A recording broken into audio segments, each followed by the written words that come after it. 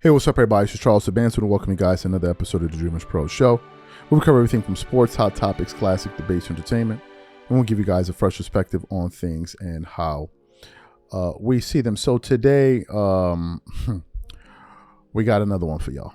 But before we get into it, please make sure you like the video and subscribe to the channel. So this is a continuation of this Kawhi Leonard story. As you guys know, this situation is becoming crazy. We did it live last night, reacting to some news of some of the things that Kawhi Leonard asked for allegedly from three teams during the free agency period in 2019. We got this from a Yahoo Sports post that we got yesterday. I want to read it quickly. For those of you who maybe didn't see the live, it says the following. During Kawhi Leonard's 2019 free agency, he and his uncle, Dennis Robinson, sent the Clippers several requests before Leonard would commit to signing with them. It then says, those requests included the Clippers acquiring Paul George, part ownership of the team, access to a private jet, a house, and guaranteed off-court endorsement money. These verbal requests fell outside the boundaries of the NBA CBA and were the same ones Robertson sent to the Lakers and the Raptors per The Athletic, and I think it's also important that we state that those other two teams turned it down, right? So these guys were just, they were trying to grab everything off the table, man. They weren't even leaving forks on the table. They were trying to grab everything off the table. Now, there's been a lot of speculation about what role the NBA is going to play in terms of them conducting an investigation.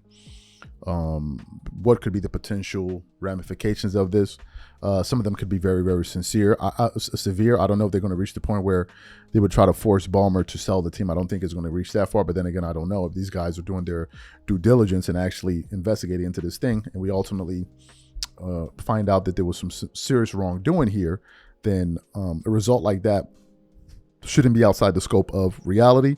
We did a show earlier today, obviously depending on the order in which you're watching these shows, that basically detailed that the Clippers and these guys gave Aspiration $118 million to buy carbon credits, right? Just insane stuff.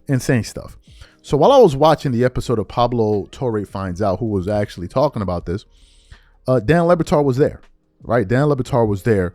So after Pablo kind of explained the $118 million, how that all came into the story, Dan Le Batard then begins to reveal some information about something I didn't know. Apparently, an NBA team owner actually contacted Dan Le Batard to reveal what some of the owners are beginning to think about Steve Ballmer and this Kawhi Leonard cover-up. Folks, you want to hear this part. Take a listen to what Dan Le Batard had to say here.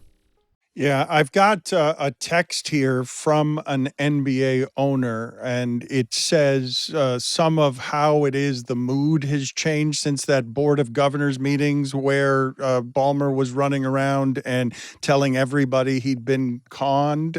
One of the things this owner says is the difference between this and prior situations is that Ballmer is highly respected. He has done a great job as audit committee chair.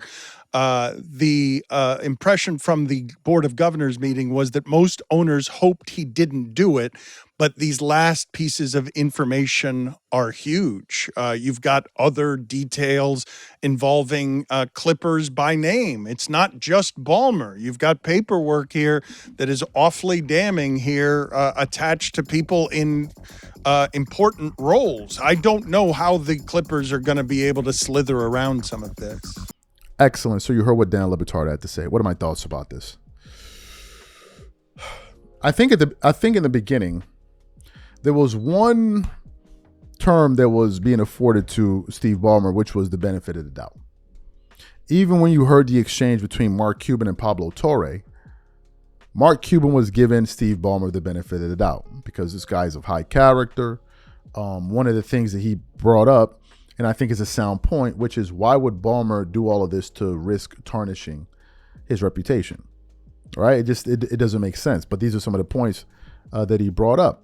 But if you listen to what Dan Le Batard had to say, apparently there was a governor's meeting because he said Ballmer was running around at the governor's meeting essentially saying that he got fleeced, that he got duped, that he got robbed, that these guys took advantage of him. But now some of these owners are beginning to feel a little bit skeptical about what Ballmer is saying and what's coming out of the camp of the Clippers given all of this new information that's coming out. I think it's also worth mentioning that yesterday we did a show reacting to the news that the Clippers, and specifically Steve Ballmer, are desperate to part ways with Kawhi.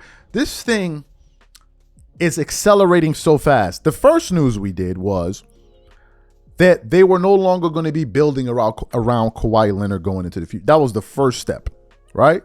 Of many. Then we got to the next stage, which was key members within the Clippers organization are looking to move on from Kawhi Leonard. Then we reached the next step, which was, oh, the Clippers are just going to let Kawhi Leonard play out his contract for the next 2 years, and they're not going to offer him anything else. Now we've reached the point where Ballmer wants to get rid of Kawhi Leonard as soon as possible. Then we're now hearing reports from various sources about how Kawhi Leonard was a diva and how he was difficult to be around. I'm hearing stuff that within his contract, there were even certain stipulations within there where they couldn't mention his name on certain things, where he couldn't be forced to make guest appearances or public appearances, don't talk about. And you're hearing all of these things. And we're now beginning to ask ourselves the question, where is all of this going? Where is it all going? Because I think that the damage this could do, it could be something as seismic. Why?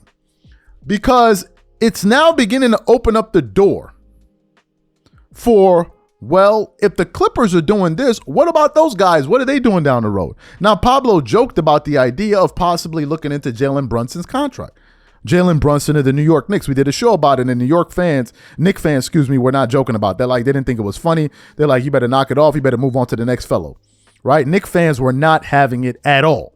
They did not find those comments to be amusing whatsoever.